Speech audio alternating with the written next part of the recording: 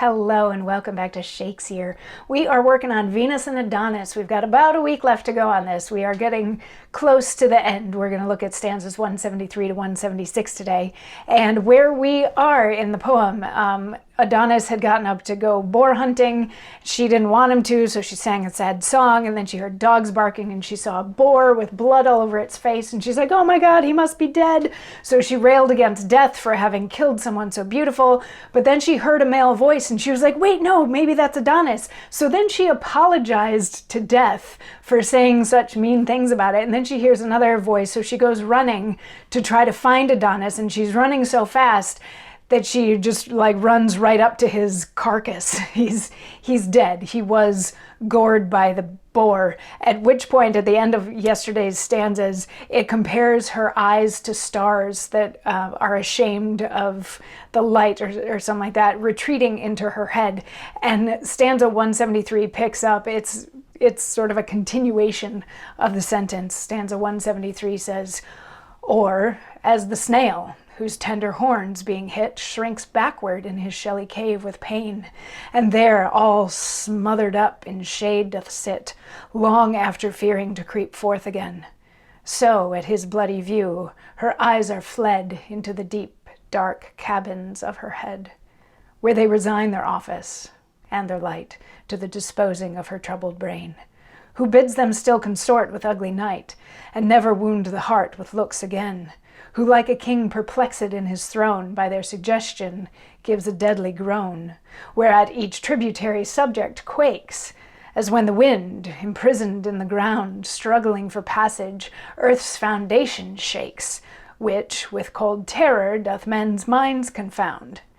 This mutiny each part doth so surprise, that from their dark beds once more leap her eyes, and, being opened, threw unwilling light upon the wide wound that the boar had trenched in his soft flank, whose wonted lily white with purple tears that his wound wept was drenched. No flower was nigh, no grass, herb, leaf, or weed, but stole his blood, and seemed with him to bleed.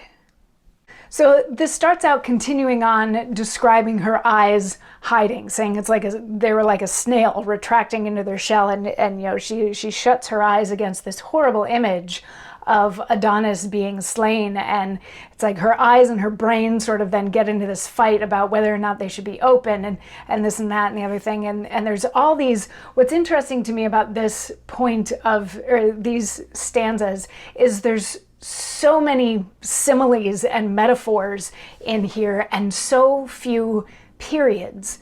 It's almost like one great big run-on sentence, which sort of puts you into her state of mind. She was running along, and then she sees her lover, the man that she's been lusting after and who she just slept with his guts spilling out. And so it's almost like just a train of thought thing, or a little bit of word vomit almost happening, talking about her eyes closing and not wanting to open them, and how she's feeling, and all this sort of stuff, and her eyes and her brain get into this fight with each other, sort of, which startles her to open her eyes again and look on him and look on the wounded Adonis. And it talks about purple tears that his wound wept, and that's blood. And it talks about how all of the foliage around him, the grass, the flowers, the leaves, the everything, is sort of covered in his blood.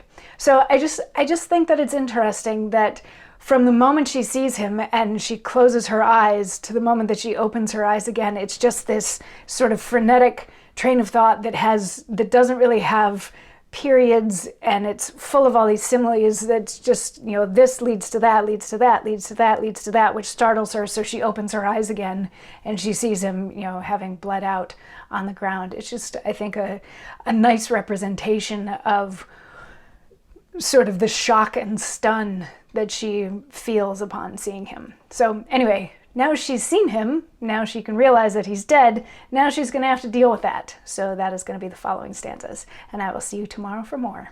Mwah.